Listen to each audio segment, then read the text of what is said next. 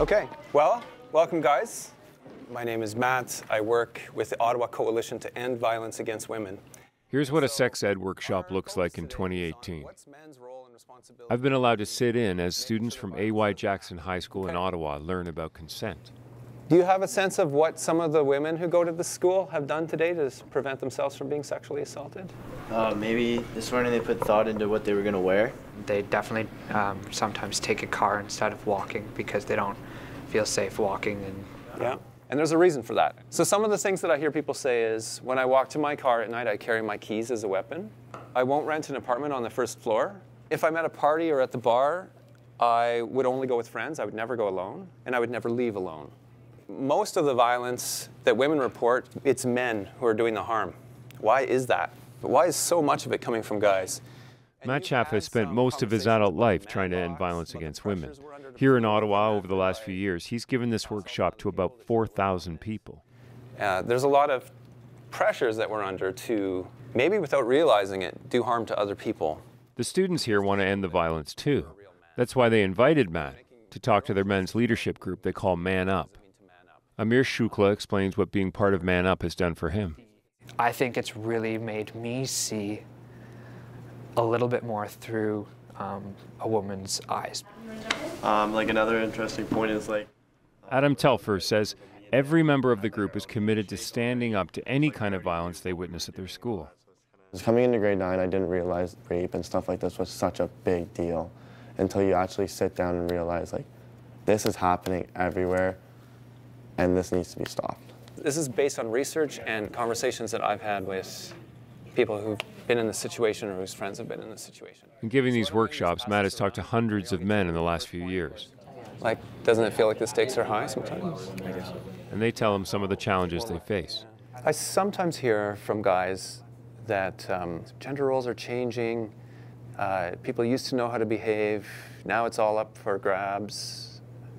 It's confusing to be a man. I don't know what women want. I feel like I'm walking on eggshells. All right, so we're going to switch and look at the other scenario as well. Okay. Matt hopes workshops like this one can help men clear up some of their confusion on how to behave in a relationship.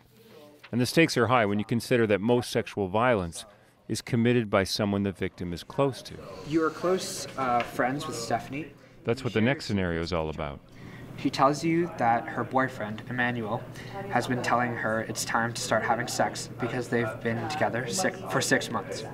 He buys her flowers every month and gives her lots of gifts.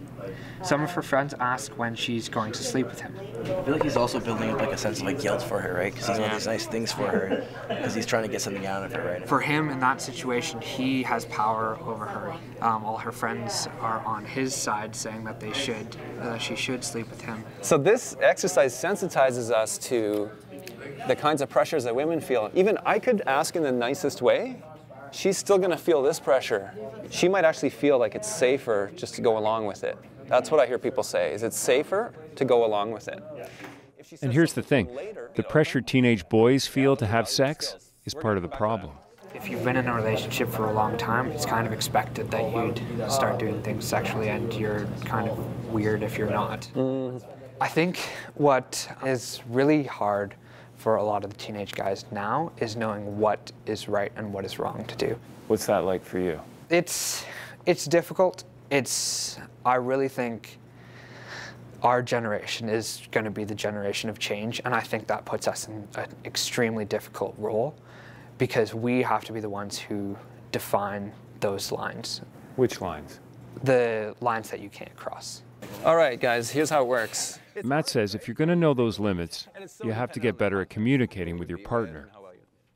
That's what the next exercise is all about. These are cards that other students have created that are like things they would say or do to check if what their partner's into. What do you want me to do to you? Realistic or not? For me, that's not something realistically I'd say. I'd probably go more with like, what are you into? Can I put my wand in your chamber of secrets? Oh, God. Of course, it's easy to make all the right choices and decisions when you're with your friends. And so as the workshop comes to an end, Matt challenges the group. I think we all know what's the right thing to say in this room, right? We know the kind of guys we want to be, We know what our highest values are, like we know what we should be doing, but real life's messier than that. And I think the strength of your group is that you have each other. That's really powerful. That's a great There's no denying there's a will here to change things. And if we're going to solve violence against women, that's not a bad place to start. Nick Purdon, CBC News, Ottawa.